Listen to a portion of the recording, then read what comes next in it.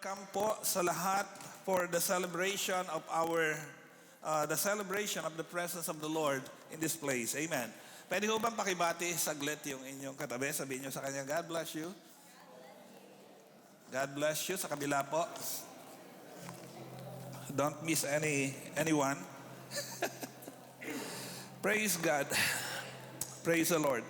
Are you ready to hear the Word of God? Amen. Gaya po ng ating yung narinig ko kanina na nagdugtong-dugtong po lahat no? Actually, one of the quoted verse was one of the verse that I would be mentioning, yung John chapter 16 verse 33. Po, sabi ni Jesus, in this world you will have tribulation, but be of good cheer. Sabi ng Lord sa atin, do not fear, be of good cheer. Sabi niya, I have overcome the world. Amen. So ano sa atin? Ano po sa atin kung si Jesus ay nagtagumpay? Alam niyo po kung anong value sa atin ng word na yon? Ang ibig sabihin ni Jesus, I have overcome the world, so will you. Amen. Sabihin niyo po sa inyong katabi, Jesus overcome the world, so will you. Turo niyo po yung katabi niyo, so will you. Nagtagumpay siya, magtatagumpay ka rin. Amen. Can we give the Lord a hand of praise? Hallelujah. So my thesis today is to make the listeners be informed about the truth of life circumstances and condition, and make them comfortable, or make us comfortable in facing life's storm as a part of spiritual processes of growth. So lahat po ng pagsubok na pinagdadaanan natin, it's a process for our spiritual growth. Amen. Meron na ho ba kang nagsabi sa inyo that life is fair?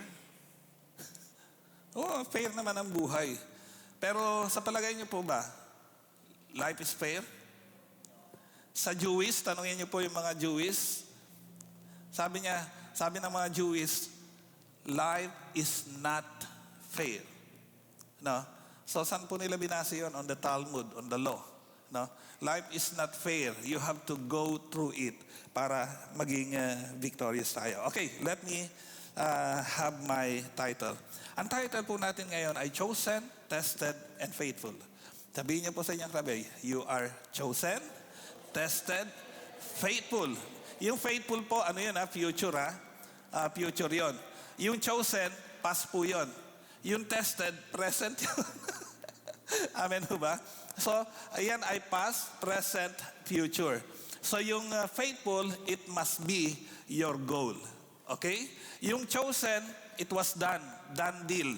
Amen? Everyone is called, but few are chosen. Lahat po, salvation is for all, but to be saved is for the chosen. Amen? So, chosen ka. So, done deal na yung chosen. Tested, it's something that we are doing right now. Every one of us inside the church today are all tested, chosen and tested. And yung faithful, let's see. Amen ho ba? So, sabihin nyo na lang po sa inyong katabi, let us be faithful. Remember that the Lord will never welcome the accomplishment that we did. God will never welcome all the good things that we did. God will just say, welcome thou good and faithful servant. Matthew chapter 25. Okay, basahin po natin ang ating text. 1 Corinthians chapter 16 verse 13. If you have your Bible with you, please do so, but nandiyan na rin po sa slide. Sabi po ng 1 Corinthians 16 verse 13, samahan niyo po ako magbasa. Sabi niya, be watchful, stand firm in the faith, act like men, be strong. Ulitin natin, maikli lang naman. Be watchful, stand firm in the faith, act like men, be strong. Amen. Yan. Be strong. So, apat na instruction yun no? Number 1 is, maging mapagbantay ka. Ang ibig sabihin ng Panginoon, may darating. Okay? Stand firm in the faith. Ang ibig sabihin, yung faith mo, susubukan. Pangatlo, act like men. Maging matured ka naman. Yun po ibig sabihin ng act like men. Hindi niya sinabi, act You must have the faith of a children, but do not act like a child. So act like men. Number 4 is be strong. Okay. Life on earth is not fair and it will never be. We have to face it. Amen. Ewan ko ba, ang daming mabubuting tao, sila unang namamatay. Kasi yun daw mababait, yun ang unang kinukuha ng Lord. And nandito pa tayo. Ano nangyari? Yun lang, ano? Yun lang. Hindi, wag niyo na sagutin. Basta sinasabi ko lang, nandito pa tayo. So wag niyo na sagutin. Bahala na si Lord kung ano tingin niya sa atin. Alam naman natin, ang tingin natin sa sarili natin, we are the children of God. Okay? So life on earth is not fair and it will never be. So we have to face it. Let me encourage you to stay in the game and do not quit the fight. Okay? So my encouragement today is do not quit the fight. Lahat ho tayo lumalaban. Amen ho ba?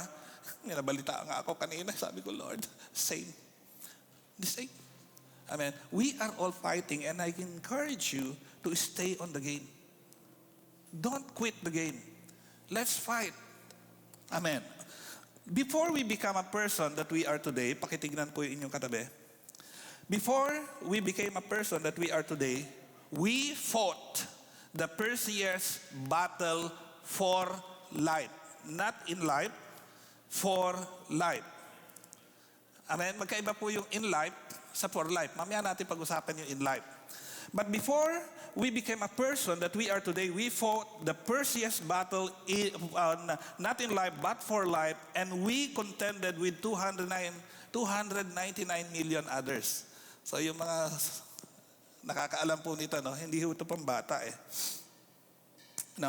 And we are the only one who is destined to be what we are today. Okay? So let me remind you, nanalo na po kayo. The first time you fought for life. Meron nga pa nga pong iba eh, inilalaglag na ng magulang. Pero kapit na kapit pa rin hanggang sa isinilang. Di ba?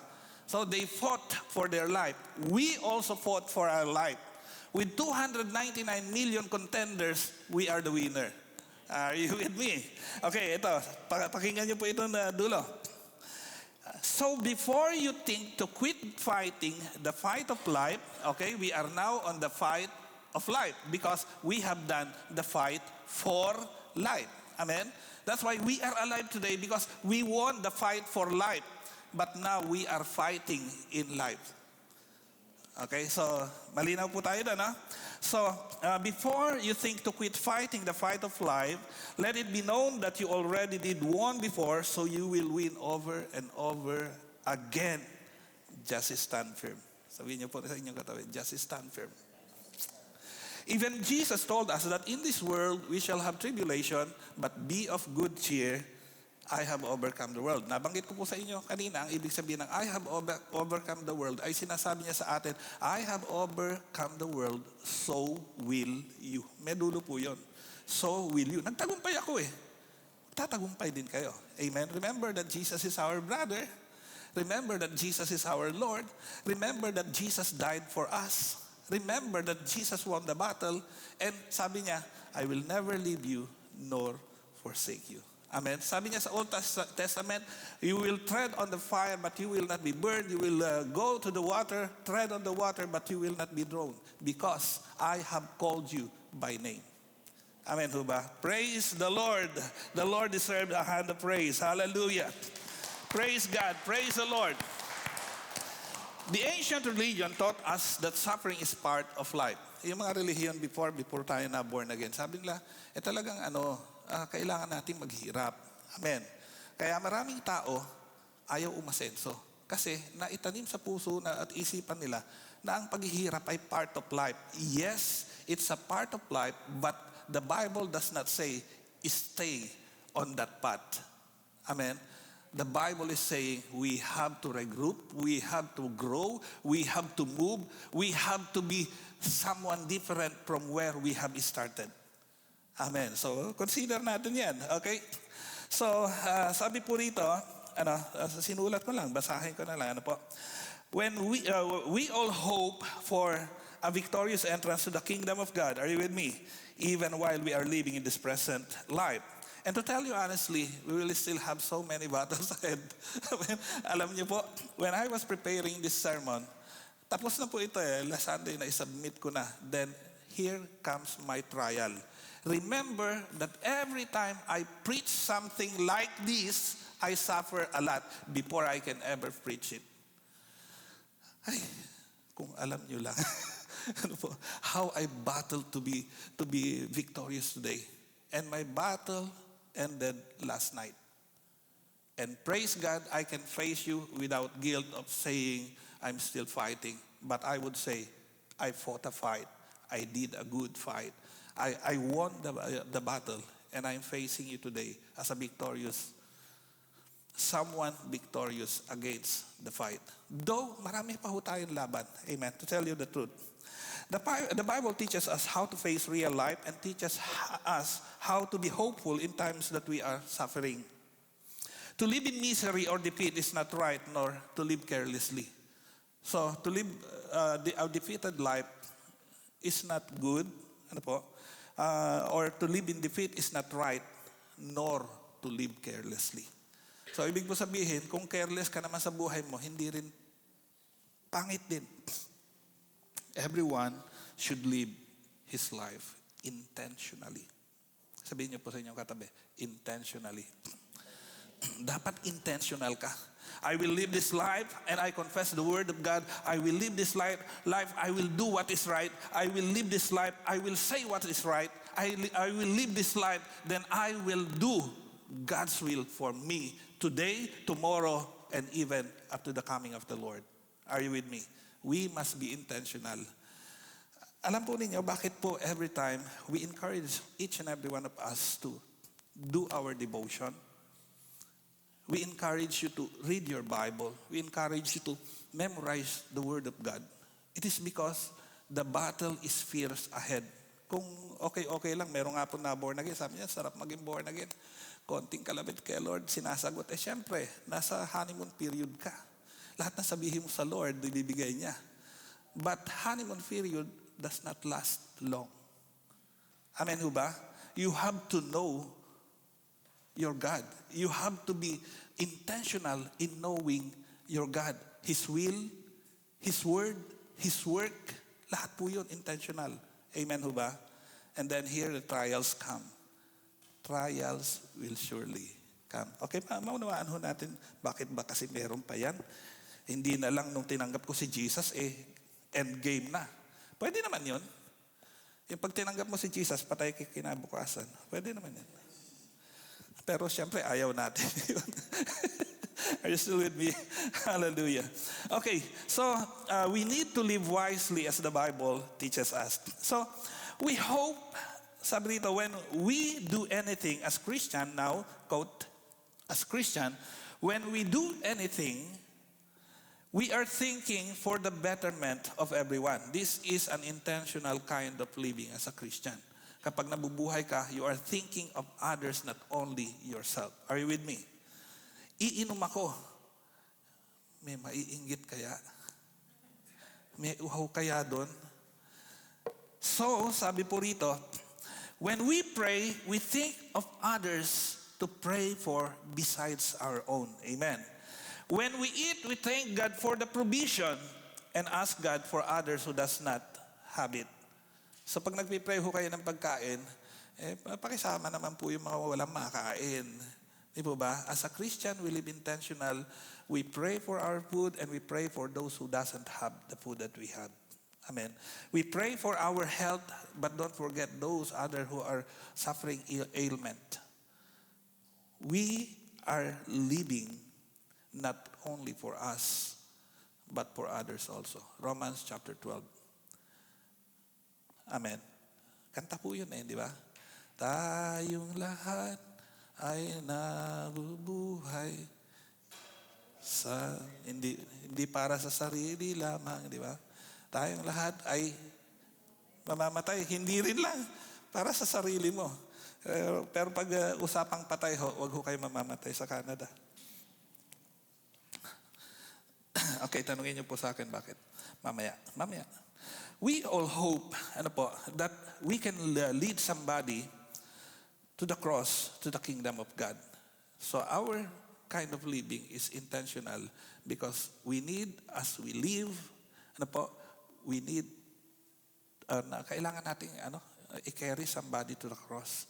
Yung mamamatay ka na lang, may maboborn again pa. Amen po ba? Hindi ho ba maganda yon?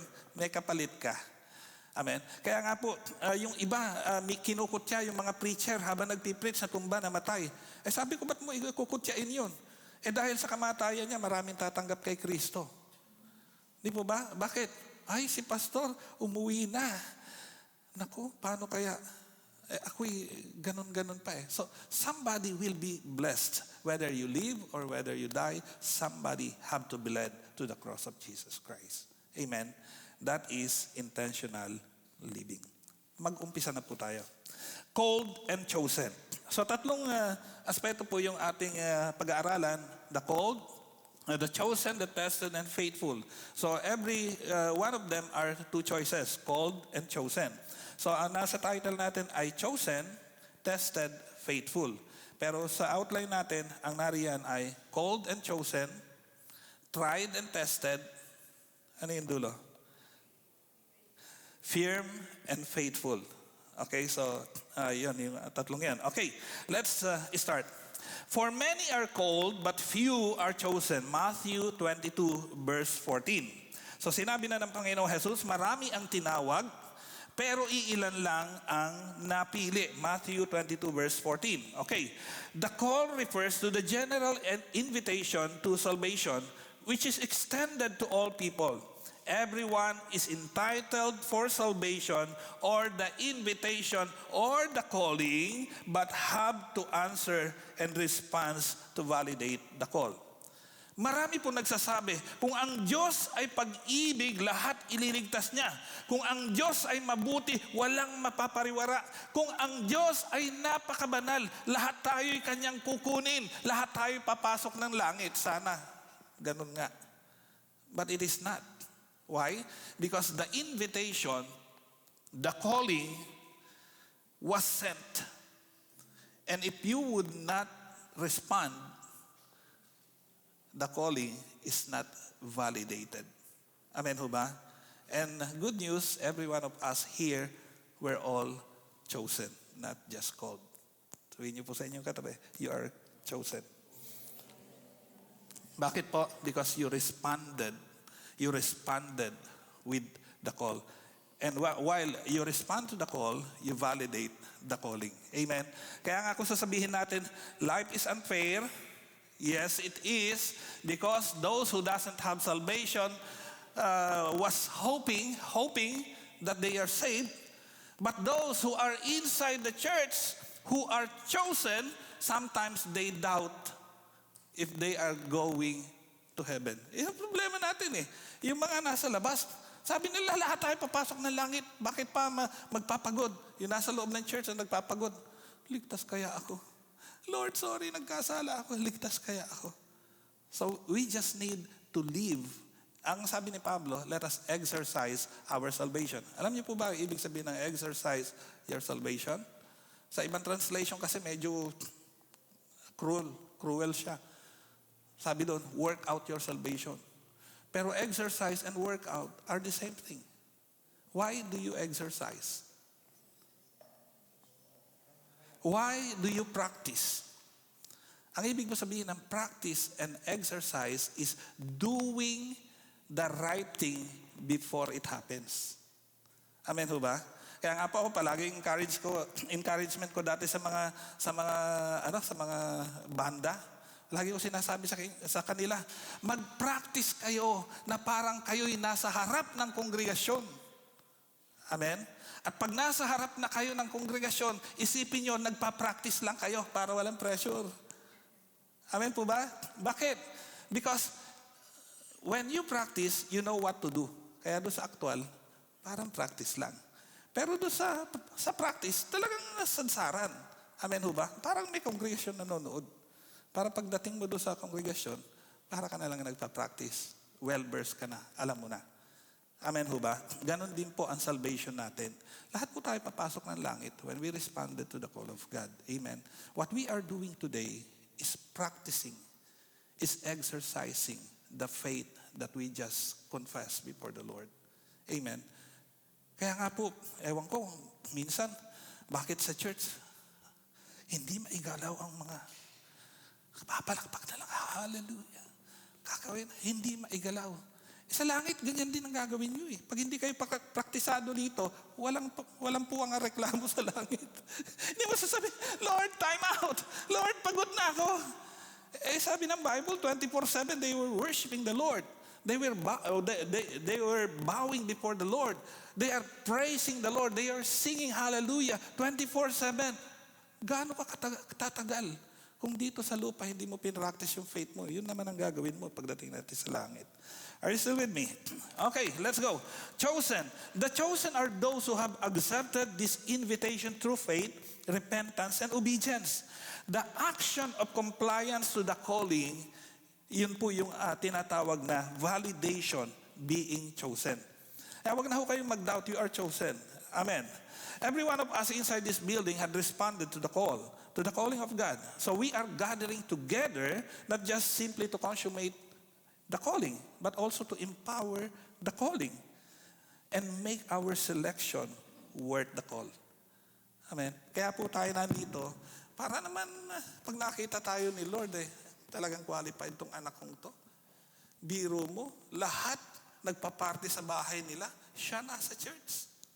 Amen. Naalala niyo po yung sinabi ko last time, na ang Kristiyano, bagay lang sa iisang lugar sa buong mundo tuwing araw ng linggo. Amen. Hindi ko po pinagsasawaang sabihin ito. Because every Christian should be inside the church every Sunday because there you should be. Amen. Hindi ho tayo bagay mag-barbecue pag linggo. Amen. Hindi ho tayo bagay mag-party pag linggo. Hindi ho tayo bagay mamasyal pag linggo. Bagay lang ho tayo sa simbahan pag linggo. Because this is our solemn duty. Amen ho ba? The consummation of our calling. And we are validating that we are worthy of the selection. Okay. We are called and chosen. We did not choose God. We simply respond. First Thessalonians 1 verse 4 says, "For we know, brothers and sisters, loved by God, that He has chosen you."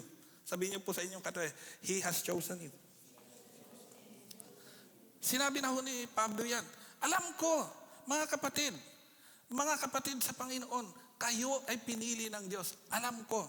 Because when you receive Jesus Christ as Lord and Savior, then you have responded positively to the call. And you have been chosen. Amen. Okay, ano ba yung mga chosen na yan? Chosen before the foundation of the world. Ephesians 1 verse 4. Even as He chose us in Him before the foundation of the world, that we should be holy and blameless before Him. Chosen tayo even before the founding of the world. Even before God created the earth, God had chosen us even before this foundation. Alam niyo po, ibig sabihin nun, out of the 300 million sperm cells, isa ka doon sa pinili ng God. Biro mo yun? 300 million to. Alin kaya dito? Di ba? Ang sabi ng Lord, 300 million, kung sino ang malakas, kung sino ang matibay, kung sino ang magwagi, siya yung pinili ko. Are you with me? Congratulations, you won. Amen ho ba? Doon pa lang isipin mo. Kaya nga po, sa mga nagpapakamatay, sabi ko, hindi nila alam. Nagtagumpay na sila eh. They just need to stand. Ang sabi ng Bible, you need to stand. And when you have done everything, ano dulo? Stand. Puro stand na lang. Why? Because your faith is working for you. Are you with me? We don't need to work out for our salvation because we did it when we accept Jesus Christ as Lord and Savior. We are saved. And we have to practice what Christianity should be. What a Christian should live. Yun lang practice natin. Then it is the grace of the Lord that will bring us to His glory. Are you with me? Can we give the Lord a hand of praise? Hallelujah. Chosen to declare His praise. Yan. Kaya kung ayaw niyong pumalakpak, ewan ko na lang sa inyo. Sabi ng Bible sa 1 Peter chapter 2 verse 9, you are a chosen people, a royal priesthood, a holy nation, God's special possession. Wow, special ka. That you may declare the praises of Him who called you out of darkness into His wonderful light.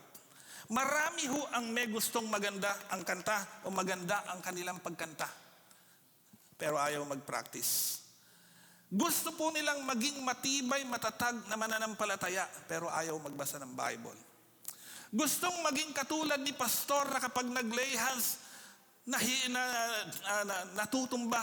Kapag nag-lay hands, gumagaling. Pero ayaw mag-pray. Ayaw gumising ng madaling araw para mag-pray. Gustong maging mahusay at magandang magturo, pero ayaw magbasa ng mga libro. Ayaw magbasa ng Biblia. Kasanungay. Paano? Kasanungay. Paano nga? Paano nga mangyayari yun? Di ba? Hindi mangyayari ang isang bagay na iyong minimithi kung wala kang gagawin. Because everything starts with a process. Amen ho ba? Marami hong gusto magpastor, ayaw mag-SOL. ayaw mag-aral. Malayo-layo pa ho kayo. But if you start now, sabi nga ni Pastor James last time, pag naglakad yan, malayo mararating yan. No? Totoo yun. Kapag nagsimula ka, may mararating ka. Pero kapag wala ka sinimulan, wala kang aasahan. Are you with me? Hallelujah. Number 3, chosen to be fruitful. Okay, kung sinasabi nyo na kayo chosen to be faithful pero hindi fruitful, hindi ho po pwede yun. Amen ho ba? You are chosen to be faithful and yet in your faithfulness you have to be fruitful. Di ba? John 15 verse 16 says, you did not choose me, but I chose you and appointed you that you should go and bear fruit and that your fruit should abide. Hindi yung pasensya na nga lang ang pinaghihirapan mong pabungahin, naapakan ka lang sa paa, nalalaglag pa. Di ba? Ang pinakamahirap na bunga, yung pasensya eh. Amen po ba? Yung pag-ibig, marami tayo niyan. No? Pero pag hindi kasama yung katapatan, pananampalataya, kabutihan, at yung pasensya, nalalaglag din yan. Amen po ba? Chosen to be a servant of God. Kung sinasabi mo that you are not chosen to be a servant of God, Isaiah 40, may nalampasan ako, balik tayo konti. Chosen to show God's holiness. Colossians 3 verse 12 says, put on then as God's chosen ones, holy and beloved, compassionate hearts, kindness, humility, meekness, and patience. So you were chosen to show God's holiness in your life. Amen ho ba? Kung ang akala nyo, ang konting kasalanan ay hindi nakakabahid sa kabanalan ng Diyos, nagkakamali kayo. Hindi ko po sinabing hindi kayo mapapatawad ng Diyos. Ang akin po sinabi, as much as we can, we need to be holy because what the people are seeing are the holy people of God. Amen? Hindi ho sila nagbabasa ng Bible. Anong kaya nilang basahin? Buhay nyo. Amen? Kapag nagkamali kayo ng konti, ichichismis kayo. Ang hirap pong maging totoo, ang hirap magpakatotoo, at ang hirap pong maging Kristiyano. Yung maging Kristiyano, madali lang pala. Tinanggap mo si Jesus, Kristiyano ka na. Pero yung mabuhay bilang Kristiyano, yun ang medyo mahirap-hirap. Amen? And that needs practice. Okay. Chosen to be a servant of God. Isaiah 41 verse 9 says, I took you from the ends of the earth. I said, you are my servant. I have chosen you and have not rejected you. Maganda po yung dulo salita. Sikuhin mo yung katawan. God have not rejected you. Ang dami-dami naman po pwedeng makita eh. Mas guwapo, mas pogi, mas marunong, mas talentado kaysa sa'yo. Pero ikaw ang pinili ng Diyos. The reason why is because God have seen you from the ends of the earth. He looked upon you and He had chosen you to be His servant and He had not rejected you. Amen ho ba? Ang galing talaga ng Panginoon. Okay, next. Chosen and appointed to be a prophet. Pastor, hindi ako yan. Pag-usapan natin. Sabi rin, chosen and appointed to be a prophet, a mouthpiece of God to the nations. Jeremiah 1 verse 5. In Bible interpretation, sa theology po, pag nag-aaral kayo ng theology, sa theology, ang Bible interpretation ay so many different process. Literal interpretation, spiritual interpretation, logical interpretation, historical interpretation. Ang dami. Pero dalawa lang bibigay ko po sa inyo. Yung tinatawag na logos interpretation at rhema interpretation. Logos meaning what is written. Rhema means what was spoken. Okay. So, makikita po natin, nabasa ko yan, Jeremiah chapter 1, verse 5. Sabi niya, before I formed you in the womb, I knew you. And before you were born, I consecrated you. I appointed you a prophet to the nation. Oh, Pastor, kay Jeremiah yan. Yes. By Logos interpretation, it's for Jeremiah.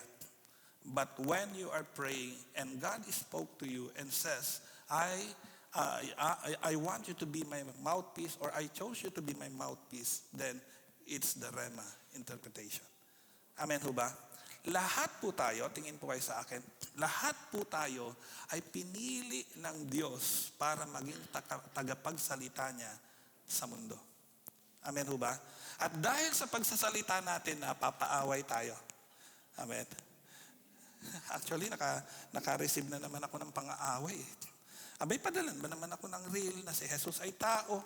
Mag-aaway tayo talaga niyan. Di ba? Ako'y sinasabi kong Diyos si Jesus, tapos sasabihin mo sa akin tao, kaysa mag-aaway, delete ko na lang. Amen ho ba? Why? Because we were called to be a mouthpiece. Kaya kailangan po natin talaga defend the gospel, not defend as if the gospel cannot defend itself, but defend the gospel because it is the truth. Amen ho ba? So we have to say, Jesus is Lord and He will always be. Amen. Are you still with me? Okay, note, knowing that we are called and chosen, we should discard any thought of unbelief in the ability of God to help us in everything. Tanggalin na natin doubt natin na God cannot help us. Okay? So, He make Himself responsible for each and every chosen people of God.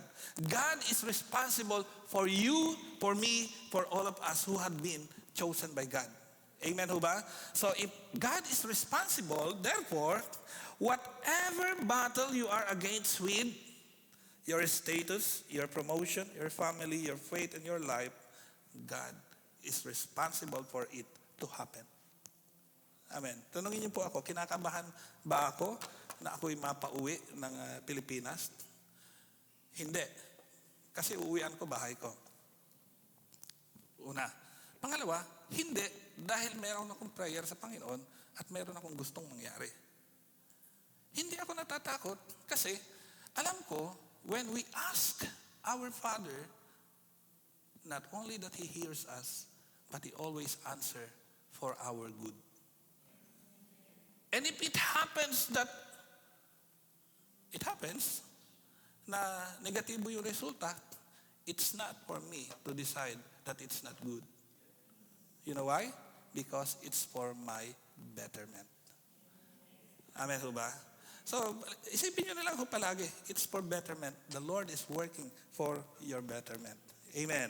Palakpakan po natin ang Panginoon. Hallelujah.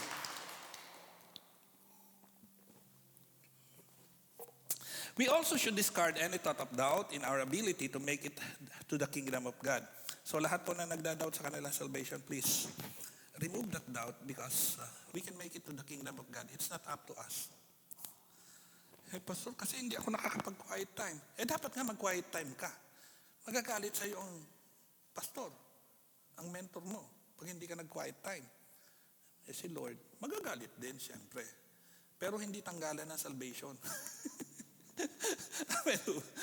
Sa pastor mo, sa mentor mo, babatukan ka. Di ba? Pero sa Lord, kakapusin ka. Imbis na nag-grow ka na, bansot ka pa. Naintindihan niyo po ibig ko sabihin? So every single time, let us be intentional with our living. Are you still with me? So it is by the grace that we are called and saved by God, not our own ability. works nor power. Let's go to number 2, tried and tested. Tried and tested refers to a genuine trust in God that has been refined, or tried and tested faith refers to a genuine trust in God that has been refined, strengthened, and proven authentic through life's trials and hardship. Similar to gold refined by fire, this tested faith produces endurance. It produces endurance, maturity, and perseverance, ultimately resulting in praise, glory, and honor of God. So yung tried and tested faith ho natin, ito yung sabi ko sa present eh. Bakit? Whatever you are going through now, it is not because God wants to pull you down, even nor the devil wants, yes, the devil wants to pull you down. But sometimes things are allowed by God for you to realize that you are victorious, that you are a conqueror. Minsan natatalo tayo eh. Alam po ninyo, ang pagkatalo ng isang Kristiyano ay hindi dahil sa laban na hindi niya alam. Ang pagkatalo ng Kristiyano ay dahil minsan napapagod siya sa paglaban. Kaya nga po sabi ni Apostle Pablo, I have fought a good fight. Diba? I have overcome. And yung faith niya. Pero yung I have fought a good fight, hindi niya sinasabing mananalo tayo. Ang sinasabi niya, bigyan mo ng magandang laban yung kalaban mo. Amen? Pag nanonood ho kayo ng basketball, walang kalatoy-latoy laro, walang kwenta, papatayin mo yung TV, lipat mo lang sa drama. Di ba? Pero kapag nakita mo nagsisikuhan na, may bumabalentong na, may gumugulong na, wow, ang gandang laban nito. Panoorin ko nga ito. Di po ba? Ano ba sabi ng Hebrews chapter 12? Marami ang witness, maraming nanonood sa atin. Sabihin niyo po sa inyong katabi, maraming nanonood sa iyo. Di ba? Ano po sabi ng Hebrews? The cloud of witnesses are watching. Ang langit, ang impyerno, ang tao, lahat yan nanonood. Tingnan nga natin kung ano mangyari dito. Di ba? Bigyan nga ng ganito. Tingnan nga natin kung ano mangyari dito. Ang demonyo hoping for your failure. Are you with me? People are just watching. Let's see. But God hope you overcome. God wish you overcome. Why? Because it is a process of growth. Sabihin niyo po sa inyong katabi, trials are process of growth. Okay. James 1 verse 2-4 says, consider it pure joy, my brothers and sisters, whenever you face trials of many kinds, because you know that the testing of your faith produces perseverance. Let perseverance do or finish its work so that you may be mature and complete, not lacking anything. Sabi doon sa una, may trial. Matuwa kayo. Kasi sabi doon sa dulo, para yung faith mo maging complete and mature. Amen ho ba? Minsan ho, tinatanong ko nga si Lord Lord, bakit doon sa word mo, sabi mo, Father, let this cup pass on me. May prayer si Jesus Pwede ba Lord, tanggalin mo sa akin yung sorrow na ito? So ibig sabihin talagang tao si Jesus during that time, and he feels the pain, the betrayal, naramdaman niya lahat yun Parang hindi na niya kaya, and even to the point, scientifically explained, kapag ang distress o yung pressure sa loob mo, hindi mo mailabas, maghahalo talaga yung pawis at yung dugo mo. Maghahalo siya. Kaya kung babasahin niyo sa Bible, di ba, pumatak ang kanyang pawis na kulay pula. Amen ho ba? Ganon katindi yung pighati na naramdaman niya. But you know what? After he prayed for the whole night, di ba? Ginising niya yung kanya mga natutulog na alagad. Sabi niya, tulungan niyo ako, samahan niyo ako kahit isang oras Di ba? Yun sabi ng Lord 3 beses siyang bumalik, tulog talaga So nag-pray na lang mag-isa si Jesus Di ba? Tapos naramdaman niya, nako, yung betrayer ko nandito na. Siya pa gumising Di ba? Gising na kayo. Nandyan na yung magkakanulo sa akin. Well, you see, after prayer, hindi na ho siya nagsabi na, Lord, tanggalin mo to. Ang sabi niya, nandito na yung magkakanulo sa akin. Saya pa Di ba? Bakit po? Kasi nasa break na siya ng fulfillment of the mission. Are you with me? Ganon din po tayo. Wag ko kayong bibigay. Wag ko kayong susuko. Wag kayong hihinto. Laban kung laban, patay kung patay. Sabi nga nila. Di ba? Bakit? Because when we fight and we give the devil a good fight, hahangaan niya tayo. He can never despise a good fighter. Sabi niya, matindi itong kalaban na to. General, punta ka doon. Hahangaan ka maging ng demonyo. Naalala niyo po ba si Job? Sabi ng demonyo, pinagpapala mo lang naman kasi siya, kaya siya tapat Actually, hangat siya kay Job Kaya lahat ng parusa o pagsubok binigay niya At the end, sabi niya talagang ayaw bumitaw Amen? Job gave the devil a good fight. So will you. Are you with me? Give the devil a good fight. Because God, in doing so, God will be on your side. Amen? As always naman. Okay, let's see. 1 Peter chapter 1 verse 7 in the New Living Translation says, "These trials will show that your faith is genuine. It is being tested as fire tests and purifies gold. Though your faith is far more precious than mere gold. So, when your faith remains strong through many trials, it will bring you much praise and glory and honor on the day when Jesus Christ is revealed to the whole world." Biro niyo pagdating ni Jesus Christ, di ba? Marireveal na yung mga born again sa God is able, tigasin din. Amen ho ba? Sige, wala natin ang Panginoon. Amen! Amen! Ba? Hindi lang matigas talaga. Amen ho ba? Lumalaban, nakikipagsabayan. Hindi yung nandyan na laban,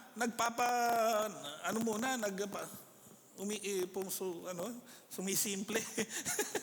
Okay? Hallelujah. So testing is not meant for your failure, but to strengthen and validate your faith. So testing is validation. Okay?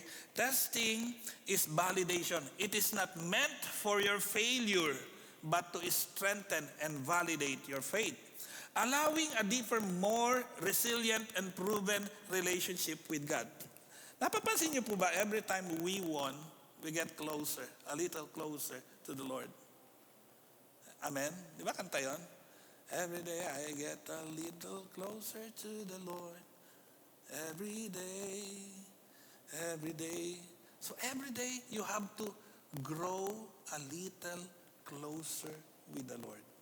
Amen. Gusto niyo po ba yun? Madalas ko po naririnig kay Pastor, talagang in love siya sa Lord. Dapat ganun tayo, Lord. Hindi ako makatulog, tara, usap tayo, Lord. Di ba? Instead na kung ano-ano, i-view mo dyan sa Facebook at i-scroll ka ng guli-guli. Di ba? Mag-scroll ka na lang ng Word of God and something in your faith shall be added upon. Amen ho ba? You know, sometimes we need to do things like meron kang narinig na isang word. Now, pag narinig mo yung word na yon, whether it is spiritual or not, basahin mo. Then it will add to your knowledge. Amen?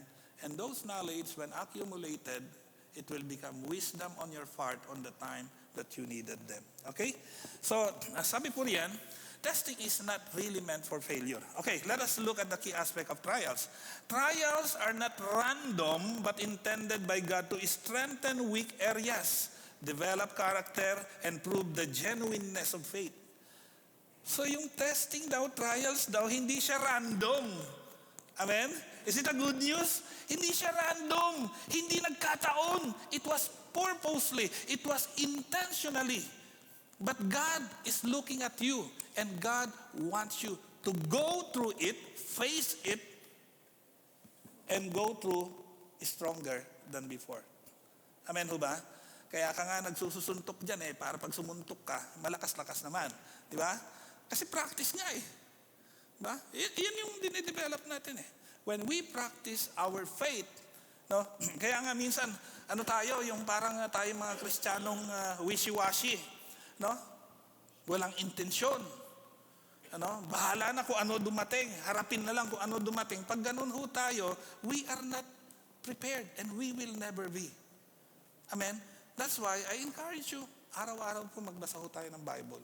Araw-araw po yan. Hindi ako marunong magsulat eh. Try mo. Baka naman mas mahusay ka magsulat kaysa sa amin. Di ba? Alam po ninyo, hanggat hindi ho kayo nagsusulat ng mga insight na makikita nyo, hindi po ninyo matututunan na magkaroon ng insight sa Biblia. Amen? Because when you are given an assignment to do something, when you do it, you'll enjoy it at the end. Are you with me? Okay, the testing of faith builds perseverance and leads to spiritual maturity, helping believers become complete. So, ang nabanggit natin kanina, it's the trials are for the completeness of our faith. Okay? Number 3, like a refiner with gold, God uses difficulties to purify the heart, removing unnecessary elements. Yun daw palang difficulty, panlinis ng puso. Ngayon ko lang na-realize to. Pag may mga difficulty pala sa'yo, nililinis niya yung puso mo. Minsan, resentment ang hatred and resentment, di ba? Dapat pala hindi resentment ang papasok sa puso mo, kundi yung dumi niya. Dahil, siyempre, when you experience something, you put the Word of God inside you. And when the Word of God goes inside you and fill you, then malinis nga ang puso mo because of the Word of God. Amen? And ultimately, it's because of the testing. Okay, a key component is maintaining faith while waiting. Sabihin niyo po sa inyong katabi, maintaining faith while waiting. Knowing that God is not late and He is actively working. Di ba may kanta ho tayo?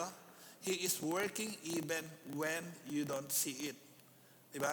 He is doing something even you don't believe it. Di ba? You don't see, you don't believe, you don't hear, but God is working far. Sabi nga ni Jesus, my Father is working until now. Okay, so even during intense trials or when God seems silent, sino po rito yung naranasan that God is silent? Yung kaibigan ko hong Bombay, doon sa Pilipinas, sabi niya, yung asawa ko may sakit. Sabi niya, pray ako ng pray, tulog si Jesus. Biro niyo, Christian po yun ha? Christian. But they believe that Jesus, when Jesus is silent, He is sleeping. Diba?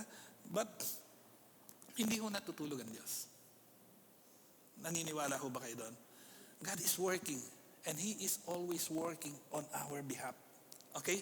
So, as we wait for the promise of God's salvation and His coming, we will still have to experience various trials of all sorts that is intended not to put us down, but to make us stronger. Hallelujah. Still more tears would be shed, but we are assured of more victories to come. In every trials, victory is sure to come. God never intends to break us. Sabihin niyo po sa inyong katabi, God never intends to break us. He intends to be closer to us. Amen. Di ba? Kapag may trials ka, iyakin ka. Pag umiiyak ka, anong bukang bibig mo? Lord, Lord, Lord, Lord. Kaya, pag ikaw ay masaya, hindi mo na mabanggit si Lord. Kaya minsan gusto ng Lord, mas marami kang problema eh. Logical ho ba? May logic, di ba? Logical naman eh. Kaya, pag masaya ka, praise the Lord, hallelujah, Lord, hallelujah, hallelujah. Para, pag may problema, sanay ka na. Kala nyo tatanggalin yung problema. Hindi. Totoo yun. Amen ho ba? Sa lahat ng pagkakataon, in every season, na ituro na ho sa atin yan. Winter, summer, spring, or fall. Dapat si Jesus na pipraise ho natin. Amen ho ba? Tulad ngayon, winter na naman. Winter na naman. Sabi nga namin nung Friday, kailan ba matatapos itong winter na to? Sumilip na ang araw, nawala na ang yelo, kinabukasan, puro snow na naman. Ay, Diyos ko po. May napanood ako, sabi nila, ang weather daw dito sa Canada, parang babae, di mo maintindihan. Ewan ko kung totoo, sinasabi ko lang. Hindi na. Tama daw. Agree yung mga lalaki, tama. Okay, pangatlo na po tayo at para matapos. Firm and faithful. Sabi ng 2 Corinthians 16 verse 13, which is our text, be on guard, stand firm in the faith, be courageous, be strong. We know who we are and what we are facing every day. Do you know who you are? Sino ho kayo? You are a child of God, you are a conqueror, you are chosen, you are a servant, you are victorious. Ano ba? You are a Christian. You live intentionally. You are a Christian. You live faithfully, peacefully, joyfully. Lahat na ng puli na positive, lagay niyo dyan. Okay? So tayo po yung mga yan. Okay. Sabi po rito, since we enlist as a soldier of Christ and of the faith, we are surely in the line of fire for God. Pastor, hindi naman ako nag-enlist as soldier of God. The time you accepted Jesus Christ as Lord and Savior, you did. Package deal po yun. Hindi po pwede na sa good ka lang. Hindi po pwede na sa better ka lang. Hindi po pwede na sa joyful ka lang. Dapat kung ano dinaanan ni Kristo maliban sa krus, daanan natin. Amen ho ba? Kasi hindi natin pwedeng daanan yung krus. Hindi natin ma-invalidate yung ginawa ni Jesus. Lahat ng pinagdaanan niya, dadaanan ho natin yun. Okay? So, to be firm and faithful to the faith means to remain steadfast, unmovable, and deeply rooted in biblical truth. Resisting compromises and temptation while trusting God. So, ang pagiging firm daw and faithful ay yung ikaw ay talagang steadfast, unmovable, deeply rooted, in the biblical truth, resisting, mahirap to resisting compromises and temptation while trusting God. Amen? Hindi yung nagtatrust ka, wala kang ginagawa. Nagtatrust ka, but you still avoid those things that make you bad. Okay? Nor feel bad. So it involves active daily devotion such as prayer and studying the Word to endure trials and stand against spiritual deception. Okay, standing firm and faithful includes, 1, you should be built on a strong scriptural foundation. Amen ho ba?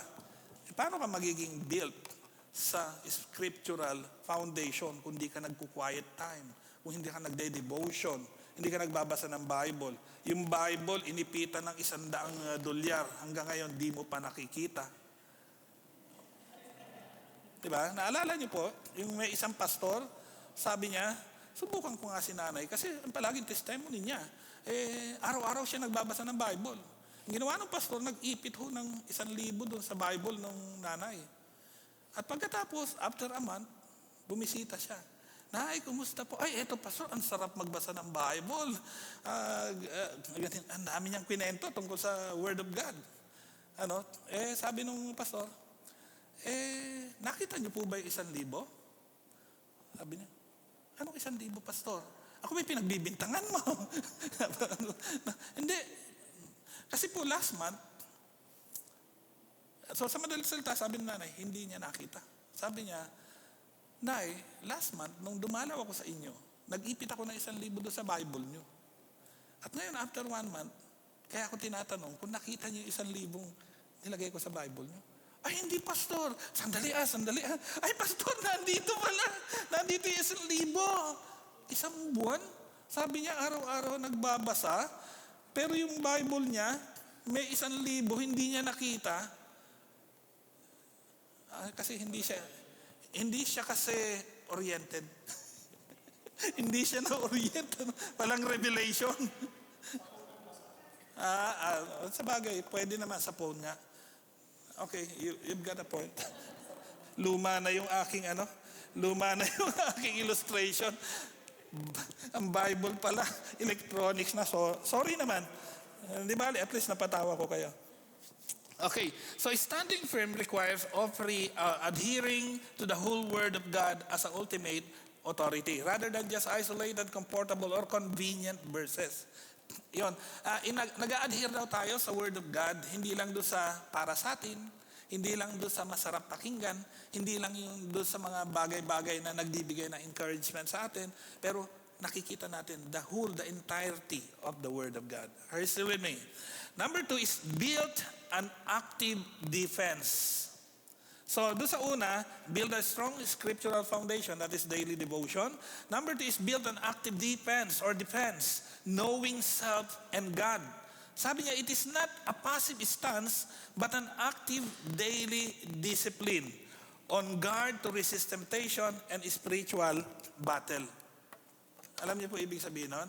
Ang ibig po sabihin nun, alam mo yung Word of God, and anytime na may temptation, you are ready to resist.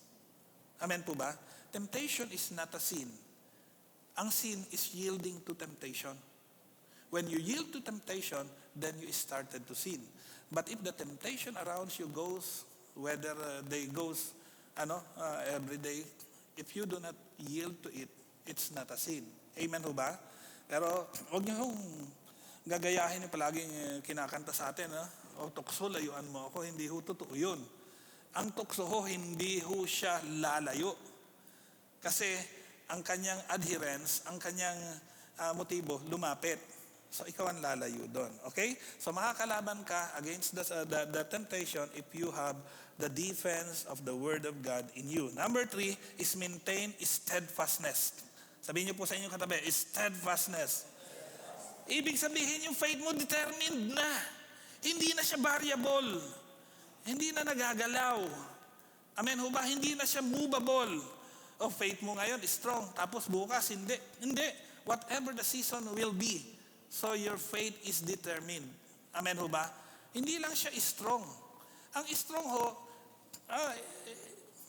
it's one way, but to be determined is another. Kasi pag sinabing determined, kahit na hindi ka malakas, yung faith mo, matikas. Amen ho ba? So, ang ibig niya sabihin is maintaining integrity and patience in difficult situation. Refusing to succumb to fear or doubt. Nagre-refuse siya na mag-bow down do sa fear. Nako, magkakagyera na, nandito pa tayo sa Canada. Paano yung mga mahal natin sa buhay doon sa Pilipinas? Okay lang kung nandito na kayo lahat. Di ba? Pero paano naman kami? Di ba? But your faith is still remains kahit naman sa difficult situation. God will help us. Amen. Hallelujah. Lastly, last na.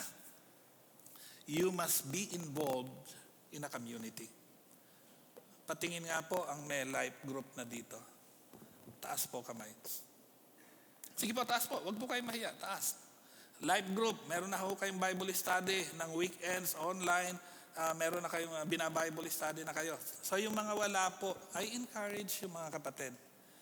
You need a community. Alam po ninyo, sa community ho namin, sa Word Warrior, amen, dito ho kami nagkakapalagayang loob. Pag may nanghihina ho na isa sa amin, pwede hong kami sa online. Kahapon nga, may tanong na mabigat Sinagot sa online. Di ba? Kuro-kuro, tanungan, ano ba mga prinsipyo, at the end, naliwanagan. Amen po ba? That is needed for each and every one of us. Kung wala kang community, para kang nabubuhay na mag-isa. At pag nabubuhay ka na mag-isa, may tendency na manghina ka. Amen. When you have the community, when you have the life group, somebody would come to the rescue. Amen ho ba? Kaya ipagpatuloy po natin, palakpakan po natin ang Panginoon. Yung mga may community, just keep on going. Amen? Yung wala pong community, yung wala pa hong life group, pakiusap ho. Kumuha ho kayo ng life group. Kasi, para po sa akin, pag ayaw mo ng life group, hindi pa settled ang faith mo. Lilipat ka pa ng ibang church. Mag-iisip ka pa ng, mas marami doon na, okay, walang hirap doon, walang devotion doon sa kabila, doon na lang ako. Pero pag may community ka, makikita mo ang importansya nung magkaroon ng devotion, nung magkaroon ng body-body, yung magkaroon ng makakausap. Amen ho ba? Dito ho sa Canada, Better Help ho ang ina-announce. O pag na-redepress ka, Better Help. Yung Better Help ho, hindi ho mga Christian yung nandun. Ano ipapayo sa'yo? Uy, magpapakamatay ka?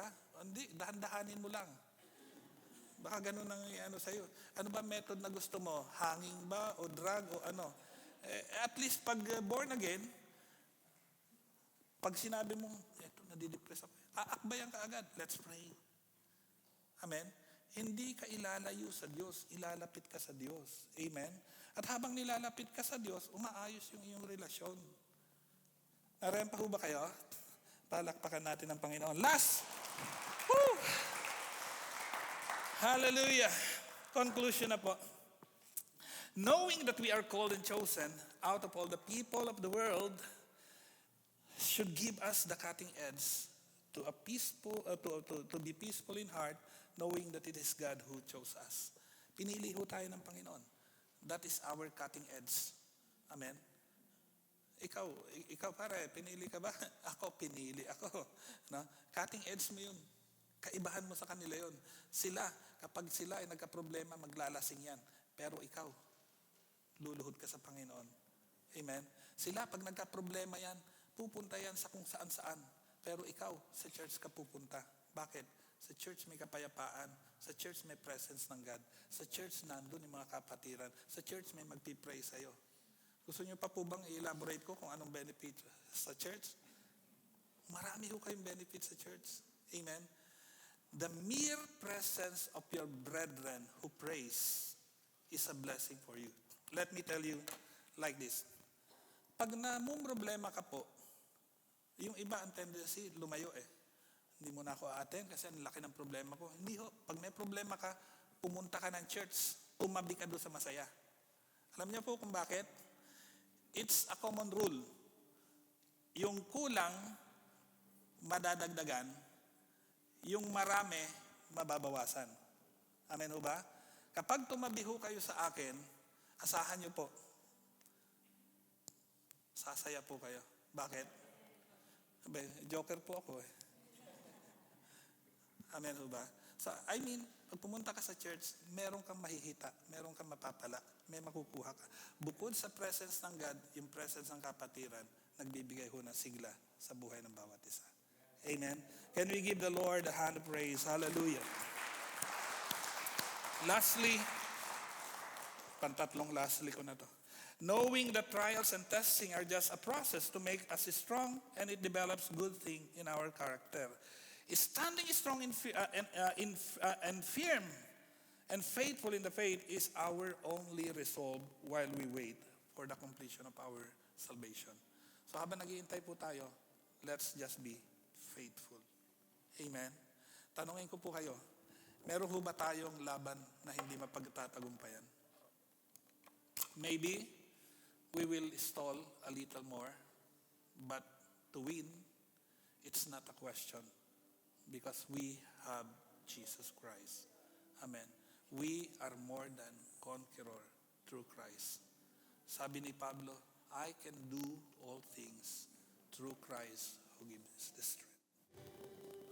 Heavenly Father, in the mighty name of Jesus Christ our Lord, today, Father, we dedicate our lives in worshiping you, in living to honor your holy name. Father, whether it is in a season of peace or in a season of battle, Father, we dedicate that this life that you have given upon us, Lord God, will give you honor, will give you glory, will give you praise, Lord. Heavenly Father, thank you for choosing us. Thank you for the testing that we, Lord God, have been experiencing throughout our lifetime. I pray, make us firm and faithful in the faith. I pray, let us hear that words when you welcome us. Welcome, good and faithful servant. Father, thank you for all the opportunity that you have given us, Lord, to be good, to be better, to be kind, to live in faith, to trust you in everything. God, salamat po. Ang dalangin ko, Ama, wala pong masasayang sa lahat ng karanasan na amin pong pinagdadaanan, lahat po sa kaluwalhatian ng Ama sa Langit. Heavenly Father, I pray, meron pong mga kapatid ko sa oras na ito that is still on the battle. In the battle that they have not yet experienced before, but Lord, you promise that you will never leave us nor forsake us. Father, we know that you are, Lord God, that you are the fourth person with Shadrach, Meshach, and Abednego. Father, we knew that you are the one who stays with Daniel on the lion's den. Father, I thank you that since you have created us, chosen us, Lord God, to be your servant, help us to be faithful, O God. Father, thank you. Bless each and every one, Lord, who had prayed the same prayer that I had made. Help us to be victorious in everything. God, I just want, Lord God, and pray, bless each and every soul. Thank you, Jesus. Thank you, Lord. Let the shalom in the storm be upon us all, Lord God, today. Father, thank you. We bless you. We honor you. In Jesus' name, this we pray, and everybody shout and say, Amen and amen. God bless you.